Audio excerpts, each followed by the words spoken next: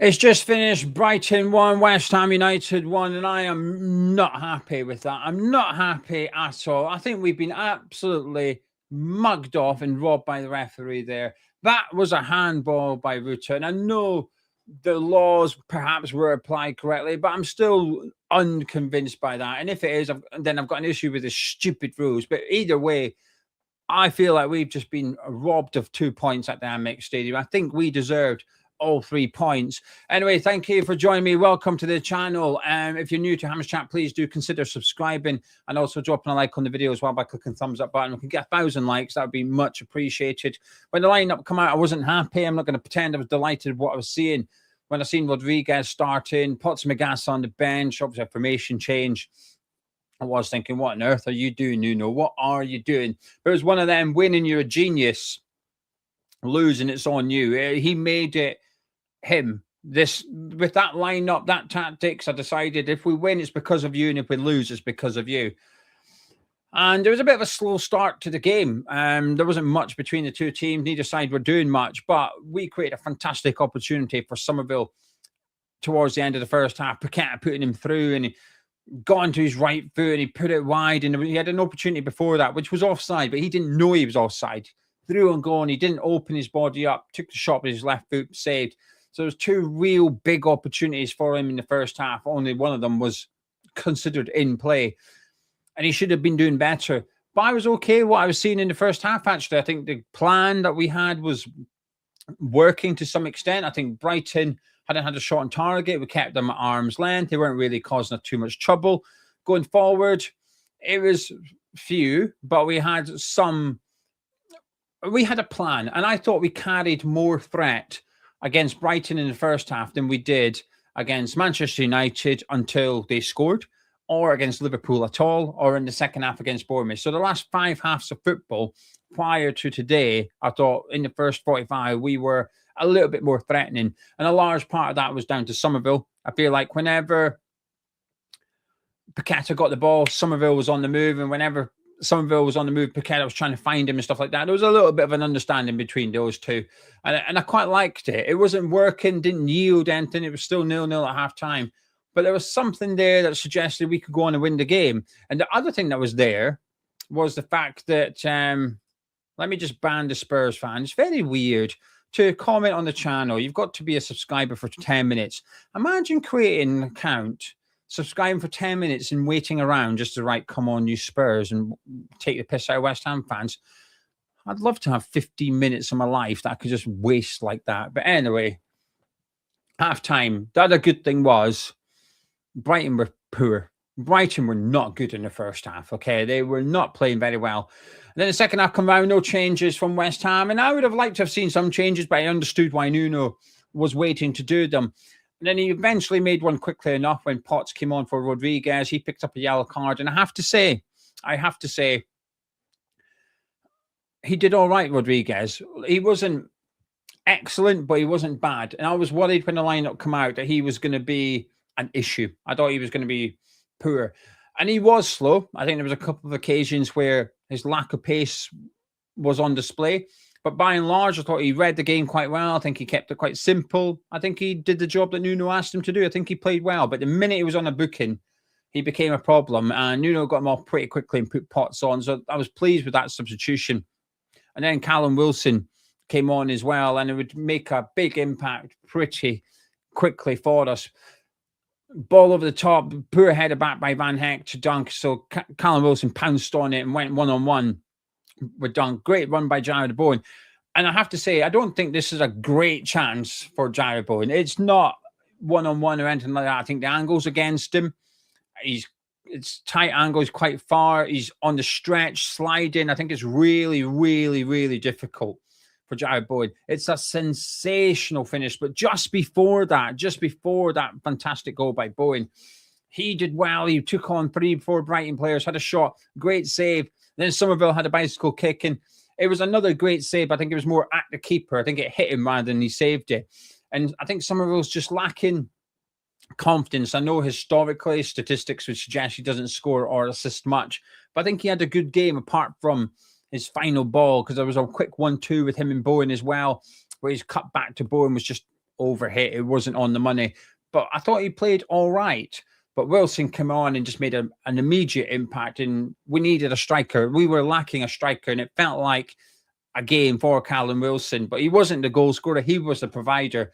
But a great goal from Bowen, who I think had another good game today. And a lot of his work is sort of chasing loose balls and just trying to get free kicks and wiggle free in situations and stuff. But I think he played well against Man U, and I think he's had another good game today as well. But Nuno changed it for the second half. He tweaked the formation slightly.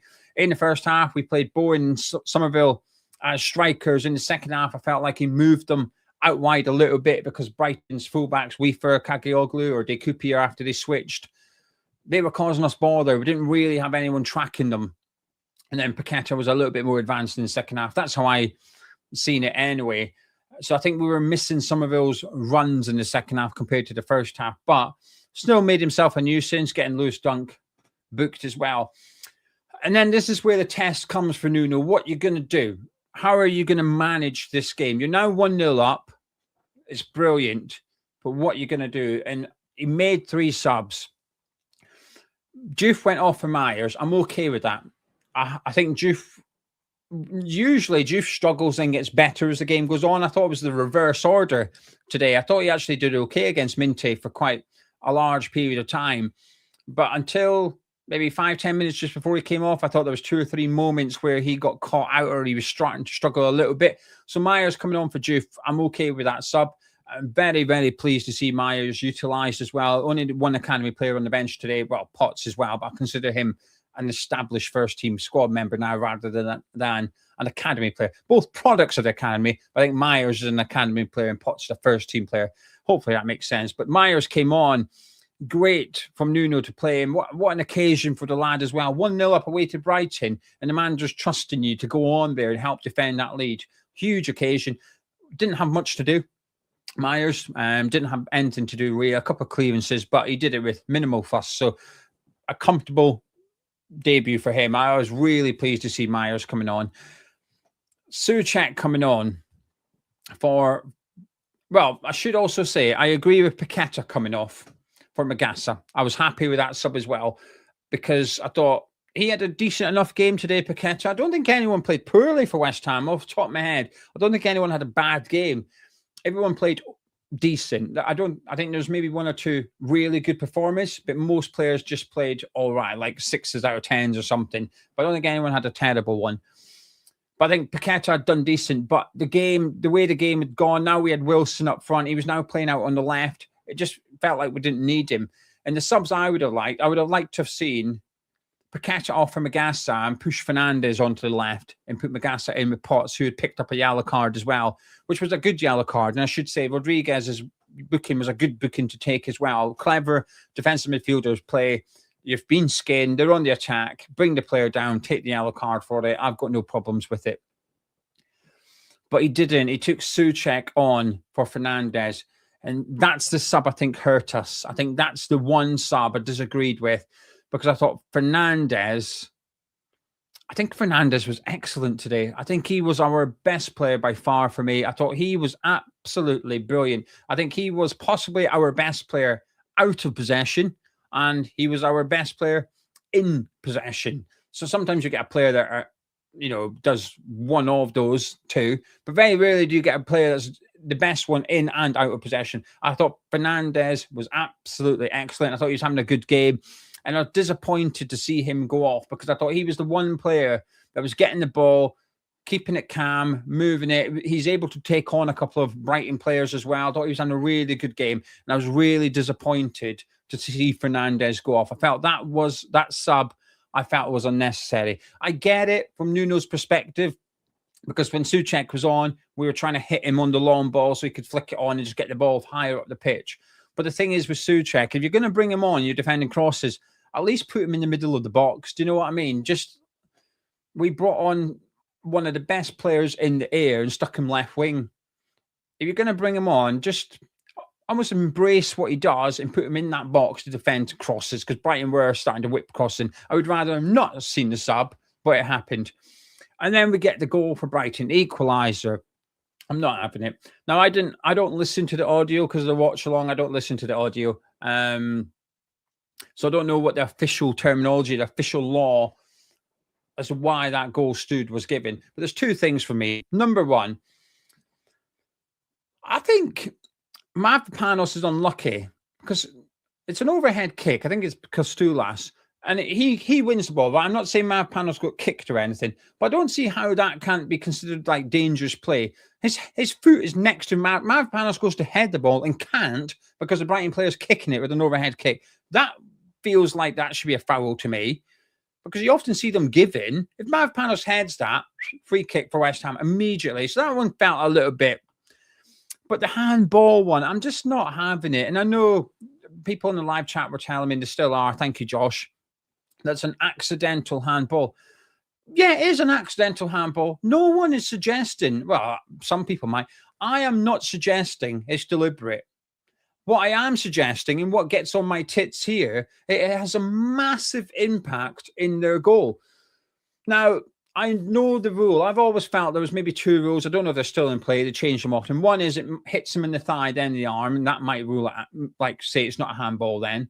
And I think that's maybe where the accidental handball comes into. And the second one is because Areola saves it, I feel like that almost resets play a little bit. But this is the thing that's mad. So if Rutter scored with his first shot, it would have got disallowed because it's hit him in the arm and he scored. But because Areola saves it and then Rutter scores, the goal stands. I'm not having that. To me, that's the same phase of play. We didn't clear it. A defender didn't touch it. A goalkeeper saved a shot, and then Brighton got the ball back immediately. In my opinion, that's the same wave of attack. That's the same phase of play.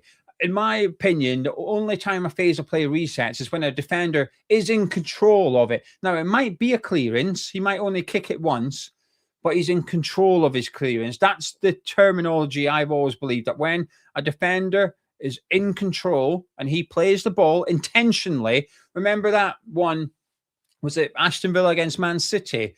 The Man City player's offside and Mings heads it back and Man City player scores, but because Mings has touched it intentionally, plays reset, even though the City player stood offside the whole time. So, but that's not... Yes, Areola's playing intentionally. He's saving a shot, man. Come on. I'm not having this. That's bollocks. That rule, the rules, the decision, the whole thing is bollocks. Is it handball? Yes. Accidental handball? Of course it is. But it's making his body bigger. He's gained a substantial advantage. If his arm is not there, it falls to Areola. It comes off his thigh. It gets cleared. It goes to Areola, whatever. He doesn't get it. The arm drops it at his feet to allow him to have a shot. I'm not having that at all. Honestly, I am not having it whatsoever. No chance. Accidental handball. So if it hit him in the arm and flew in the net, would it count? Oh no, because it's gone in the net direct. All right, so we agree. Now we agree that accidental handball shouldn't be the definitive factor as to whether or not it counts or not. Because if it's accidental and goes in, it wouldn't stand and it shouldn't stand. But my point is, that accidental handball wouldn't count. So why does this one count? It's bollocks. It's absolute bollocks. We, for 92 minutes or whatever it was, defended excellently well. We were excellent defending today. We deserve 3 points. We deserve 3 points today. Yes, there will be criticisms of Nuno for going too defensive, but I would argue, and I would strongly argue, it worked.